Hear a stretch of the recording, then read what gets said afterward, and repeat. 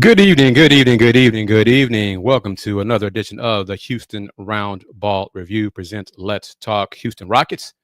I am, of course, KG Kris Gardner, owner of the Houston Roundball Review. How you doing out there all across the world? Join me in tonight's discussion as we talk about Cedric Coward, a young man who's been rising up the draft boards, apparently. Great individual workouts he had at the combine. Those performances kept him in the draft. He transferred from Washington State to Duke, went to the combine. It did so well at the combine. I got such great feedback. He decided to stay in the draft. And there's rumblings of him going late first round to mid first round to, lo and behold, the 10th pick in the draft. And who right now has the 10th pick in the 2025 NBA draft? T.I.? Who is it? Who is it? Who right now currently has the 10th pick in the 2025 NBA draft? It's the Houston Rockets. I saw a colleague, Jonathan Fanta, big college basketball guy, really big on covering the Big East, but knows his hoops, including draft stuff. And I saw this yesterday. Kudos to my dad for sending it to me. And Fanta has Cedric Coward leaping up the draft board so much that he's got him at 10th in his mock draft. Check it out. And like I said, this is John Fanta, foxsports.com. Cedric Coward, 6'6", 213, guard forward. He's a wing. Senior, Washington State initially, last season. Transferred to Duke. He's played 6 games last year before he got injured. He tore his shoulder labrum, which ended his season. It's a good question. We're going to discuss that question, T.I. Thank you. Just wonder how logical the decision will be come draft day. That's part of what we're here to do, too. It's speculate. Part of this, the fun of this show is speculation. But the biggest riser in the 2025 draft class was originally slated to transfer to Duke, but the returns from his draft workouts were so strong that the 21-year-old has emerged as a lottery candidate, and in this case, a top 10 pick. Now, let me say, Fanta is the first person to have Cedric Coward this high in his mock draft. I've seen Cedric as high as 15, going, I think, where OKC picks, but not as high as 10. But we still have 3 weeks from tonight, actually. The first round will take place June 25th. So time will tell. He has more workouts lined up. And T.I. states it and got some more info. And I agree with you on this. T.I.'s on the fence about Coward. Would not be surprised if they got him, but he's a risk. He is definitely a risk. And why is he a risk, you may ask? I'm going to talk about that. Houston, T.I., you agree with this, though, from Fanta. Houston needs more perimeter offense. You see what he did in those 6 games last season. 17.7 points per game, 55.7 overall from the floor, including 40% from 3, 83.9 free throw line, 7 boards, 3.7 assists, 1.7 blocks. He did turn over a bit, 2.2 turnovers per game. Terry, how you doing? Good to hear from you. Thank you as well for joining the discussion. Not too complicated.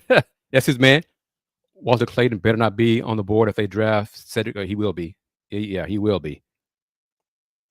More and more mock drafts have Walter Clayton Jr. down in the 20s, if not lower. And I really don't get that. But anyway, back to this info, this slide right here. But you all agree with this. Houston needs more perimeter offense. Coward averaged 18 points, 7 boards, and 4 assists per game this past year, while shooting 56% from the floor and 40% from three-point territory. His 6'6" frame gives him the ability to be a solid two-way player and somebody who can help a team win now. I don't know about all that, but anyway, that fits the Rockets, who were the 2 seed in the West, but got exposed on offense in the series lost to the Warriors. Do y'all agree with that assessment from Fanta right there? Let me know, and we'll continue the discussion because I got more info from Draft Express and Jeremy Wood, ESPN, Jeremy and Jonathan Givony Also have words to say about Cedric, and then wrap it up with words from NBADraft.net. Have a different take. And both those outlets have Cedric Coward around 30, 31 in the draft. So nowhere near as high as 10, like Fanta. But there's a reason why teams, GMs, scouts have questions about him. Let's get more into it here on this edition of Let's Talk Houston Rockets, as you're watching on the Houston Roundball Review on YouTube. Trent, how you doing? Welcome to you. We're talking Cedric Coward. Cedric Coward. All right. Coward measured an enormous 7 foot, 2 3/4 wingspan at the NBA Draft Combine, tested a 38.5-inch max vertical leap, ranked as one of the best shooters in the drills, making 71% of his aggregate attempts, and conducted a well-attended pro day in Los Angeles about May 20th, where he demonstrated his physical tools, perimeter shooting, and conditioning. Coward started his career at Division III, D3 prospect, Division III Willamette in 2021, earning Northwest Conference Freshman of the Year honors. He transferred after his freshman year to Eastern Washington, where he spent 2 seasons under Coach David Riley, becoming a Big Sky All First Team member in 2024. When Riley was named the coach at Wazoo, Coward followed him to Pullman, Washington, appearing to be en route to an all-conference campaign in the West Coast Conference before injuring his shoulder. Taking a gamble on a relatively unproven prospect such as Coward would be a high-risk, high-reward approach. Many NBA teams are said to be hesitant about his surprising rise, given the fact that he played 6 games at Washington State before a shoulder injury ended his season. Though his lack of film against high-level college competition is a concern for NBA teams, Coward is the type of wing teams love to draft. And it matters that he was efficient and productive at Eastern Washington. So what do y'all say about that? High risk, high reward. Is he someone the Rockets should take a swing on? If not at 10, would you be more comfortable with him moving down and still selecting Cedric Coward because of his high risk, high reward potential? What do you think? He's a good leaper. He's efficient. He was efficient, but level of competition is a concern. So what do you say? And Tran, in case you haven't seen it, I posted the LJ Cryer media session with the Warriors this evening. So you can watch that after this. So yes, I know about LJ being with the Warriors. Yep. But what do you think? Should the Rockets take a high risk on this kind of player? T.I. says the Rockets don't have time to get cute with illogical risks like that. Do y'all agree with that? That's why I'm not sure he could have an immediate impact with the Rockets. Rockets, they want to win. They want to win now.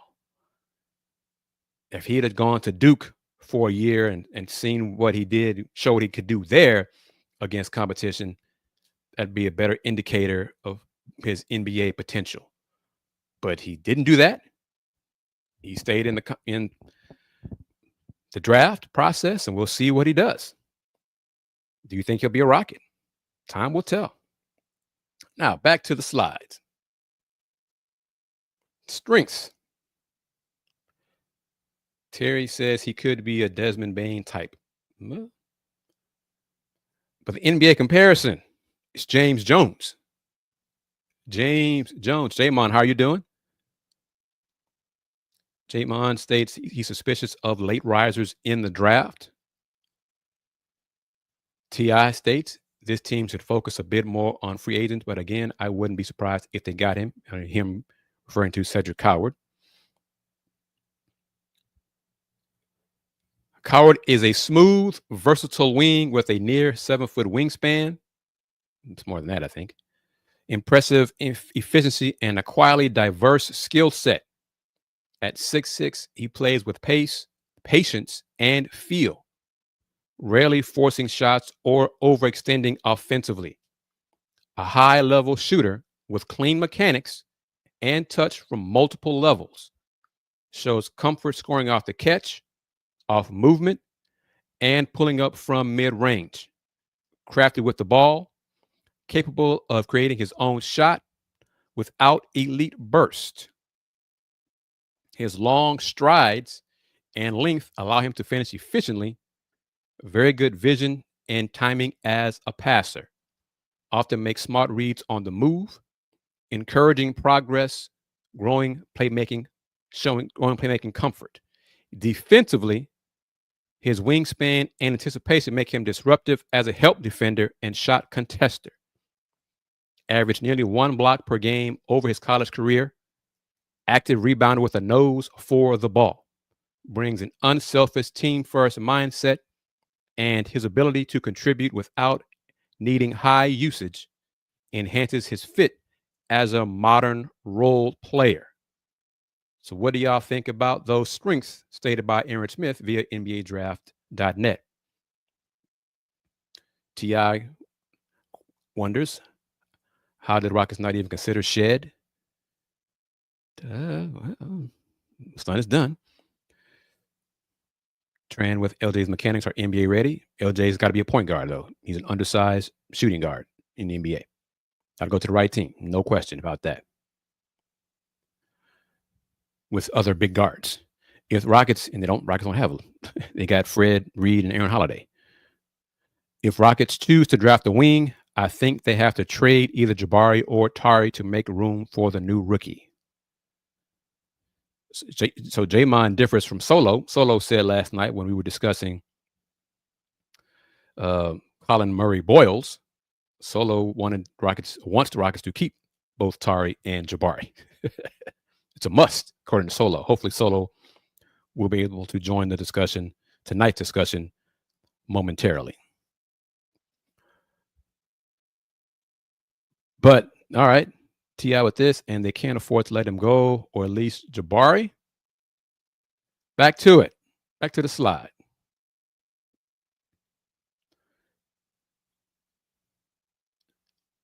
Weaknesses. He can struggle to create separation or elevate in traffic against NBA-level defenders. Mostly scores within rhythm and doesn't consistently blow by defenders or generate paint pressure on his own. Turnover rate, 2.2 per game, remains slightly high, and he's not a natural lead playmaker. More of a connector than a creator, but as expected, honestly. Defensively, his length helps him compensate, but he still needs to improve lateral quickness and recovery when switching on to quicker guards. Well, that's not going to endear him to Ime to get him playing time immediately. As you know, played in just 6 games in last season due to a season-ending shoulder injury, making it difficult to fully evaluate his progression. Level of competition in the Big Sky Conference may also lead to questions about translation versus NBA caliber athletes. So that is the biggest question right there. His level of competition. How is that going to, what he did in the Big Sky and the West Coast Conference, how is that going to translate? Is he Dame Lillard? Or what? It'd have been helpful if he'd have gone to Duke, but he didn't. So you just have to visualize if his skill set will translate to being an effective NBA player. And Terry, well, first, not too complicated. The way the scouts are assessing the Rockets pick, I have to assume it's already traded. Then Terry asked if I know if the Rockets have had any other prospects in for workouts. I assume they have, but unlike previous years, they haven't disclosed it. Not sure why. I don't know why it's a secret. And let me say this. Kudos to the Golden State Warriors and the Warriors media department.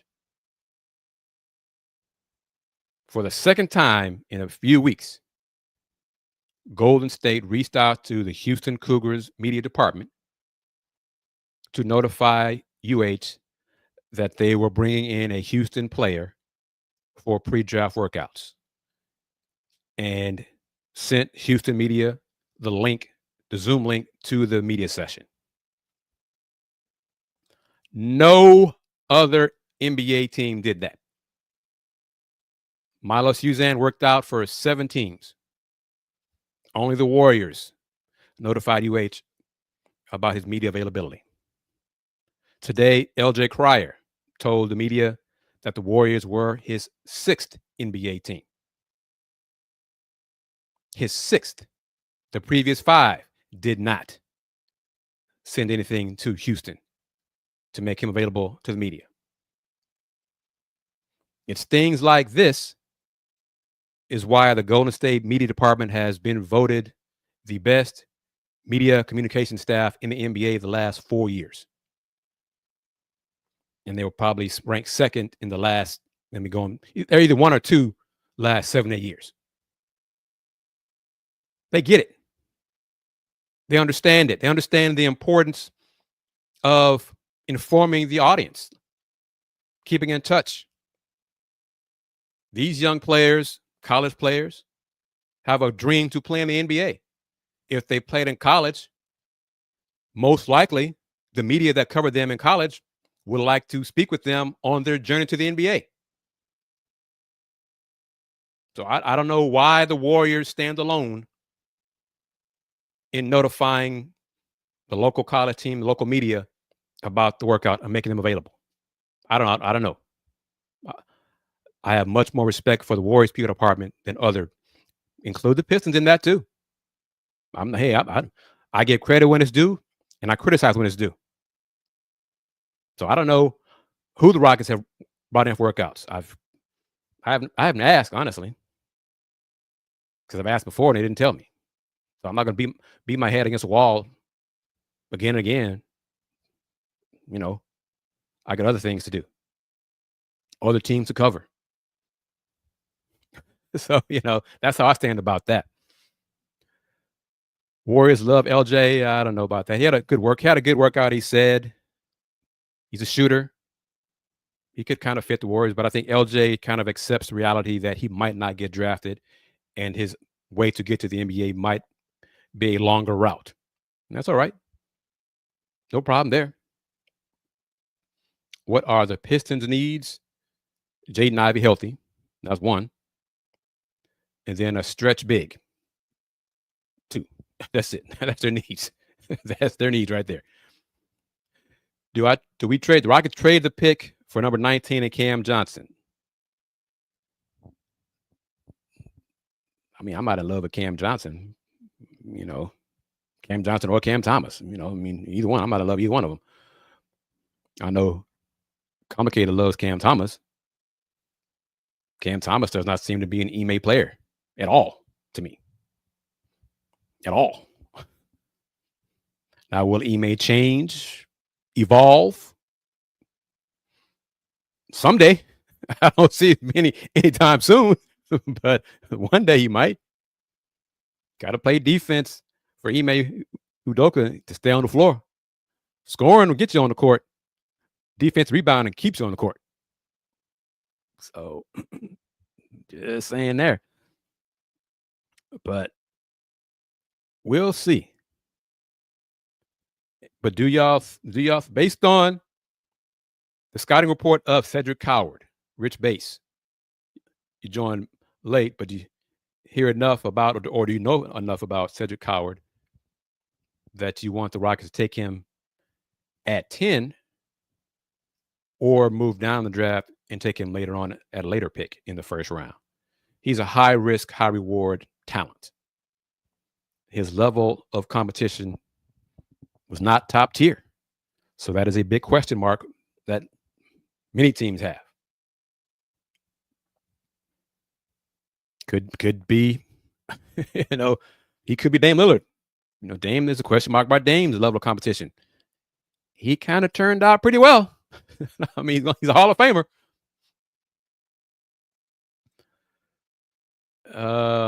If the Pistons fill those voids, well, that's a big if. I mean, for Jaden Ivey's healthy, be cleared for workout soon. 5-on-5 is next. But the backup shooting 5, stretch 4, stretch 5, I don't know who that's going to be. That's going to be a big question. I have a wish list. I have to match my wish list, and they could probably get home court in the Eastern Conference next year. They're healthy and all those kind of things, of course. But it's going to be different for them next year because teams will now circle them on the calendar as a good team. So now teams are going to be competing against them. And they're going to be expected to win. So we'll see how they handle higher expectations. A wish list for Detroit. I've said it on this show before, a few shows ago. I don't think they can afford him. But Naz Reid tops that list right there. Be an ideal backup big man for the Pistons. No question. Rich, are you and Not Too Complicated the same person? Y'all got the same trade proposal. No, ain't no way. Well, no, yours is a little different. Complicated wants to send Jalen Green to Detroit for Cade Cunningham. You want Jaden Ivey for Jalen Green. No, either way, no. Let's see. Terry says, I trade OKC for the 15th pick and now 2026 pick back. Y'all agree the Rockets? Well, do y'all agree that the Rockets need offense? They need shooters. Tonight's audience so far is slightly different than the audience Tuesday night. But I'll bring you along if you haven't had a chance to watch the June 3rd show. A big concern that members of the Let's Talk Houston Rockets family had was signing Kevin Durant or giving Kevin Durant a contract extension. They were more agreeable, as Tandem Knights can state, more agreeable for KD being a rental, but not agreeable to sign him to a contract extension. Do y'all agree with that? Tran, do you agree with that? T.I., do you agree with that? Complicated, how about you? Are you okay with KD becoming a Rocket and then giving him a contract extension for 2 more years, probably worth $80-85 million total, if not more, for a 37-year-old man? Oh, next season, the 26-27 season would be 38.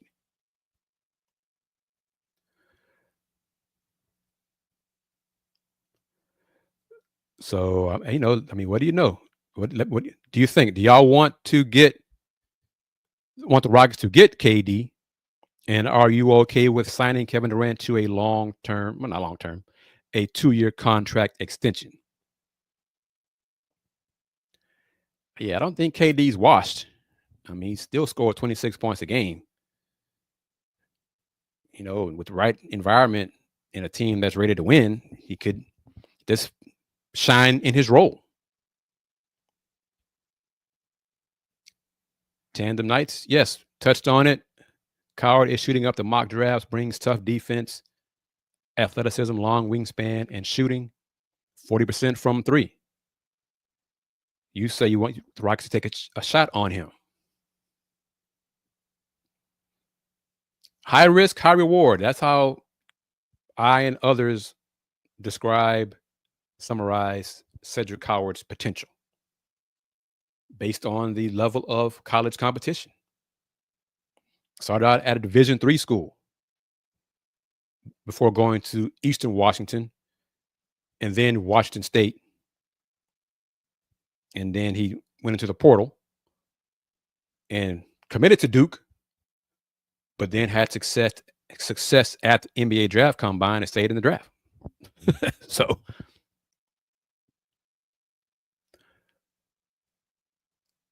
supposedly Phoenix has lowered their asking price, but we don't know what the asking price currently is. It could still be a lot. But that's the thing. Do y'all, because KD can say to any team, to the Suns, specifically to the Suns, if you trade me to a team that I don't like, I'm just going to be a free agent next summer and I'm going to leave that team. The Suns could say, well, that's that team's problem. That team gives us the most in return for you, most draft capital or whatever, the best deal for us. Or if KD says, no, I want to go to the Rockets, y'all make it happen, period. Are y'all okay with that?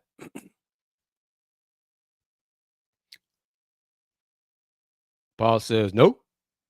The Rockets should stick with their young core. History is repeating itself. Remember Charles Barkley.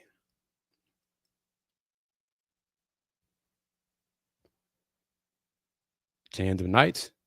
Last session touched on this. We did. KD still has game, but is coming off an injury, and we will have to pay him while the young core also has to get paid. That is the point. That's what I want the newcomers to tonight's show to answer. The extension is the issue.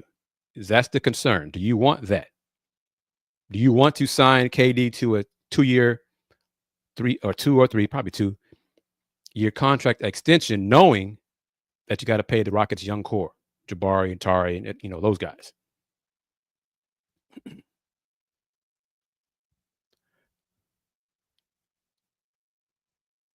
Oh, Rich, don't get into it with Tran. Tran follows the Cougars and Baylor and the Cougar players. So it's not necessarily Philly. It's Quinn Grimes plays for Philly. That kind of stuff. What would a trade for KD look like? Y'all tell me. Y'all play general manager. What do you think? Give the Suns back the picks they gave to the Rockets? Does it involve Cam Whitmore going to Phoenix? Cam in a pick going to Phoenix for KD? And, of course, others match the salaries. If KD wants to be a Rocket and the deal makes sense, let's do it. But if they are asking for too much, then the deal is off. All right, but complicated. Are you okay with, or do you want the Rockets to sign KD to a long-term contract extension? That's the thing. Do you want that's the question. Do y'all KD as a Rocket for one season could shine great. But do y'all want to pay him next summer? You guys, not the Rockets. You guys are the GM. You guys are Rafael Stone. Do y'all want to pay him 2 years, $90 million, 90, 85, whatever? That kind of money. Jamon says Suns are going to want a lot for KD. Eco said it's not. They've lowered the price. They've lowered what their asking price. Of course, I don't know how high the price was before to where they lowered it to now. It could still be a lot. So, who knows?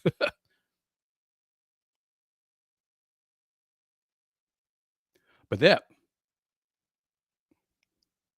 Asleep Art, how are you doing? Good to hear from you as well. For the new folks, Rich, you as well. Everybody. I think Tandem Knights is on this side. Complicated, you. How many of you have the same or share the Rockets' optimism regarding Reed Sheppard? Many writers, the Rockets have told the beat writers that Reed Sheppard has a high ceiling, has one of the highest ceilings on the Rockets team. With more minutes, he's going to shine next season. Rich, do you believe that? Jamon, do you believe that? Robert, do you believe that? Complicated, do you believe that? How many of you guys believe that he is going to have that high ceiling? The question to me, does KD make the Rockets better than OKC? Nope. Don't agree with it. Nope. Don't agree with. No, I don't believe he is the missing piece. I think Rockets have 2 or 3 missing pieces. One is not enough. KD is not enough. No.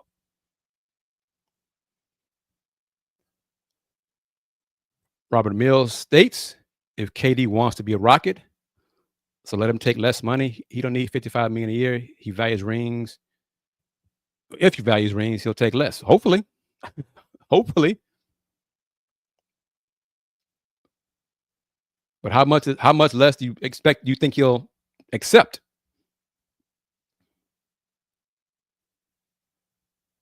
Space A is chiming in from his job.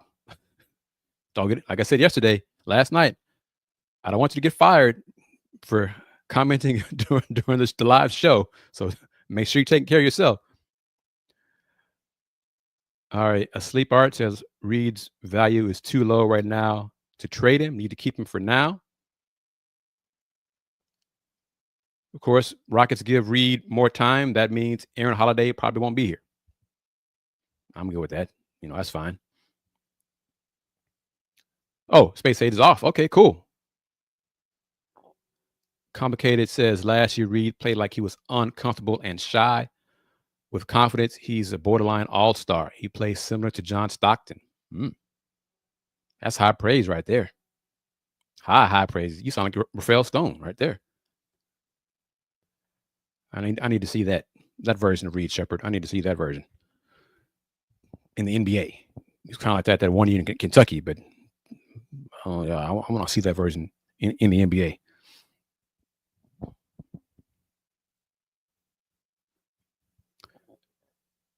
Draymond, it's funny that the Knicks fired Thibodeau and think they can steal either Udoka or Kid away while they want to coach the Knicks when they just fired a perfectly good coach. Who knows? Tandem Nice bringing a name that I recognize. My high side comp for Sheppard is Mark Price. For the older folks like me, he needs reps and confidence. He showed out at Summer and G League. He did, but so.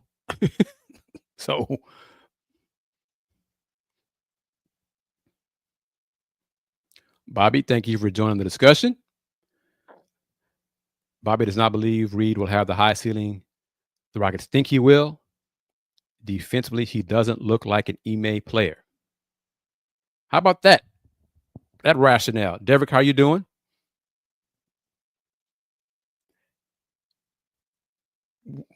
Is Reed's high ceiling offensively enough to counteract his low floor defensively that Ime will look past his defensive shortcomings and play him consistent minutes? Do y'all believe that?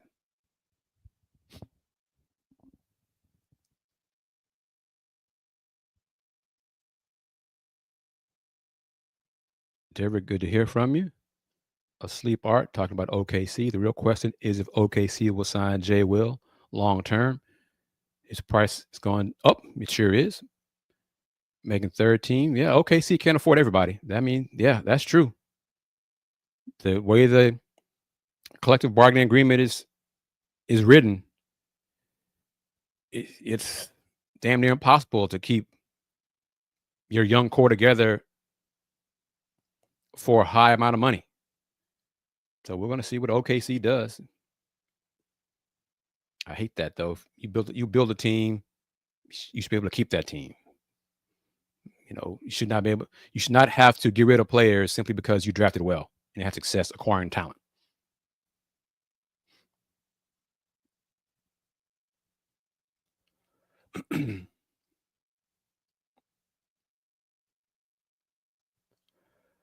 So, but we'll see how it all plays out.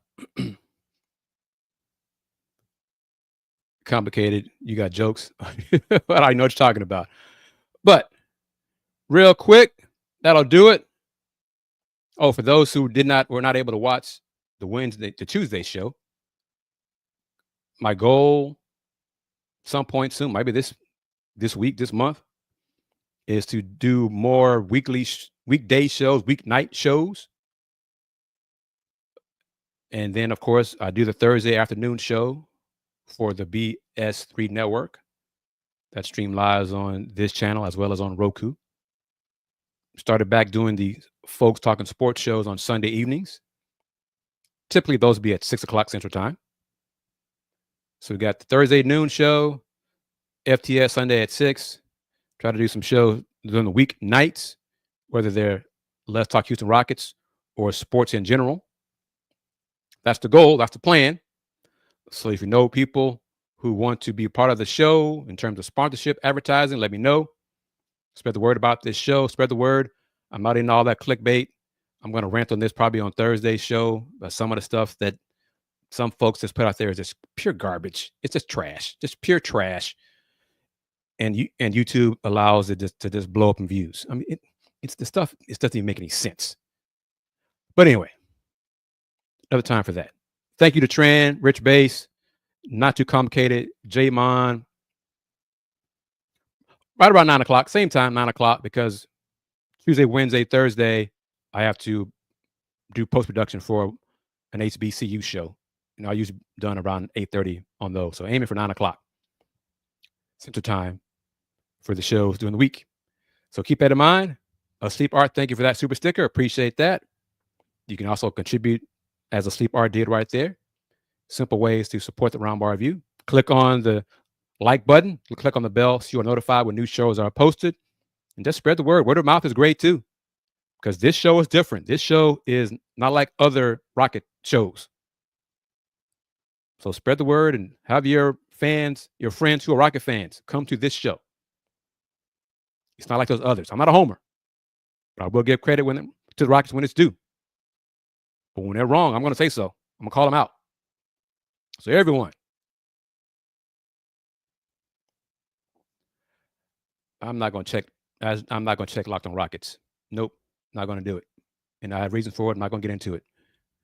So cool. Open man, thank you very much. 9 o'clock. I think that time works out for a lot of people, so appreciate that. So everyone, again, not going to do a show tomorrow, though, because it's game one of the finals. So I'm not going to do a show. So probably Friday night, come back here at 9 o'clock and we'll talk some Rockets, recap game one, what have you. But as always, everyone, thank you for your taking time out of your night. If you're Terry, your day, afternoon, to participate in the discussion of this edition of Let's Talk Houston Rockets.